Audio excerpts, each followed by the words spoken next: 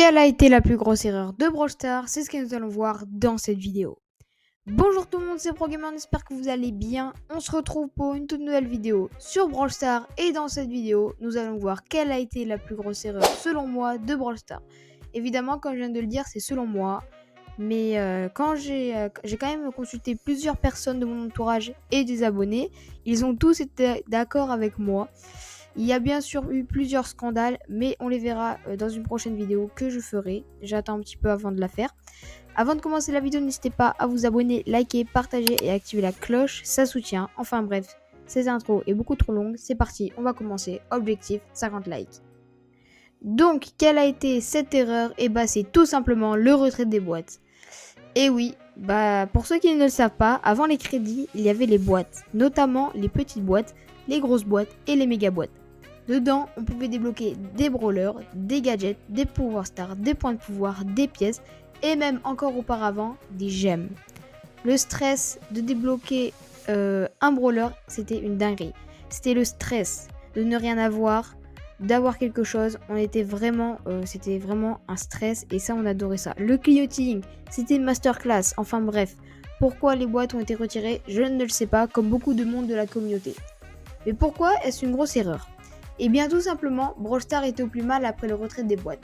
Beaucoup de joueurs ont voulu arrêter le jeu, il y a eu une révolte de la communauté, car cela n'était plus fun de débloquer des brawlers avec les crédits, sachant qu'à l'époque on n'avait pas les prix stars, alors beaucoup de joueurs ont pris cette décision, donc le jeu était au plus mal pendant une certaine période. En deuxième raison, c'est les nouveaux joueurs. Quand ils commencent le jeu, il y a marqué 78 brawlers à débloquer. Ça les décourage de se dire qu'ils vont devoir débloquer tout ça avec les crédits. Car avec les boîtes, tu les achetais avec les gemmes ou avec de l'argent que tu généralement économisais et tu débloquais les brawlers. J'ai beaucoup de potes, ils ont commencé le jeu récemment, ils ont vite arrêté quand ils ont vu tout ce qu'il y avait à débloquer. Ça les a découragés. En troisième raison, c'est quand on débloque des brawlers. Avant, par exemple, on débloquait Léon ou une autre légendaire. On le voyait tourner, on pétait notre crâne. On était trop contents, c'était une dinguerie, limite à pleurer. Maintenant, on débloque un brawler légendaire. C'est cool, mais l'effet est sans plus. Parce que t'économises tous tes crédits pour le débloquer. Ok, tu l'as débloqué. Ah, c'est cool, j'ai Léon, bon, c'est fort. Mais avant, t'étais en mode, waouh, j'ai Léon, c'est une dinguerie, les gars. J'ai Léon. Bon, les gars, je suis désolée si j'ai crié dans votre micro. Allez, on enchaîne avec la prochaine raison. En quatrième et dernière raison, c'est le speedrun.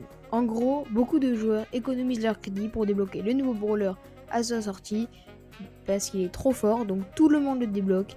Il n'y a que ça dans les games. Par exemple, Mélodie, on est 9 Mélodies dans la game, il y a un Edgar ou un Hank ou n'importe.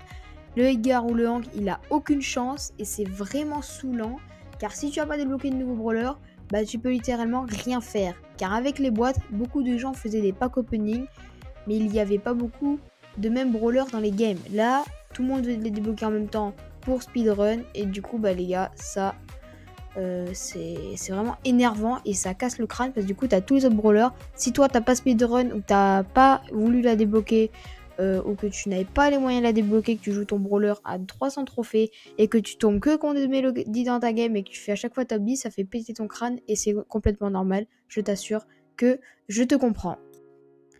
Enfin bref, c'est déjà la fin de cette vidéo, j'espère qu'elle vous aura plu, n'hésitez pas à vous abonner, liker, partager, activer la cloche afin de récompenser le travail fourni. N'hésitez pas aussi à me dire en commentaire si vous préférez les boîtes ou les crédits, n'hésitez pas aussi à vous abonner comme je viens de le dire, ça fait plaisir. En tout cas, j'espère que cette vidéo vous aura plu, n'hésitez pas à me dire si je peux améliorer la qualité du visionnage. C'était ProGamer, à très bientôt pour une vidéo, ciao ciao.